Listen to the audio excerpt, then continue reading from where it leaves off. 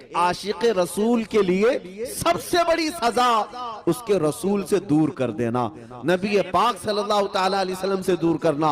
आज दुनिया भी देखें हमें जो सबसे बड़ी सजा दे रही है वो क्या सजा दे रही है? हमारे बच्चों को मार करके नहीं, हमारी औरतों को नीलाम करके नहीं, बल्कि सबसे ज्यादा बड़ी सजा आज हमें जो दी जा रही है वो हमारे मुस्तफा की शान में तौहीन करके। क्योंकि हमें पता, उन्हें पता है ये मुसलमान अगर बिलकता है, तड़पता है तो किसी और बात पे नहीं, अपने नबी की बेइज्जती पर तड़पता है, अपने नबी के अपमान पर तड़पता है। दुनिया आज भी जानती है, इसीलिए मेरे नबी पाक को निशाना बना करके ये गुस्ताखियां करती है और हमें बार बार कलेजा जलाया जाता है। एक आशिक रसूल को दुनिया इसी तरह मोहम्मद सल्लल्लाहु ताला अलैहि वसल्लम को ही देखता रहता है। माँ बाप को जब ये बात पता चली तो बेटे को डांटा डपटा और फिर जब वो नहीं माना तो मारा भी, बहुत उसको ज़ज्र तौबीख किया। और उसके बाद मेरे अजीजों, ये इश्क रसूल की ये आदत है ही ऐसी जिसको आला हज़रत फरमाते हैं जान है इश्क मुस्तफ़ा, रोज फजू करे खुदा, जिसको हो दर्द का मजा नाजे दवा उठाए क्यों, फिर के गली गली तबाह ठोकरे सबकी खाई क्यों, दिल को जो अक्ल दे खुदा तेरी गली से जाए क्यों। नबी पाक सल्लल्लाहु ताला अलैहि वसल्लम को देखना वो छोड़ता नहीं था।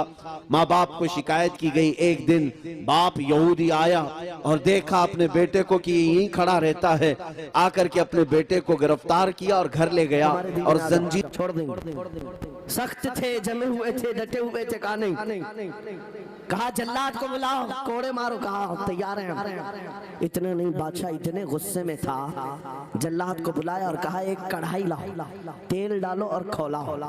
तेल डाल करके खौलाया गया। जब तेल खोलने लगा, इन तीनों में से बड़े भाई को उठाकर तेल में डाल, चलते हुए तेल के अंदर जब उस नौजवान को डाला गया तो फौरन दम जदन में रूह निकल गई, शहीद हो गई। दो भाई देख रहे हैं, अपने बड़े भाई की मौत देख रहे हैं। ये हालात आ गए, ये बातें याद रखना।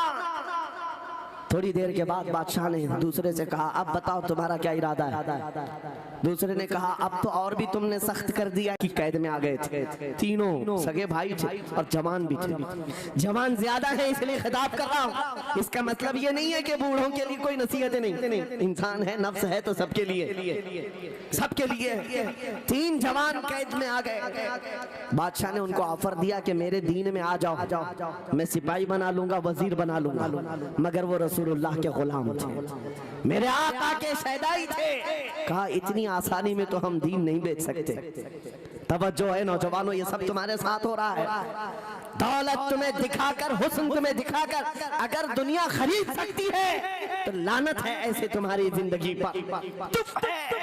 फिर वो कैसा ईमान वाला है, कैसा मुसलमान है जिसने अपने नबी की मोहब्बत को हल्की चीज में बेच दिया।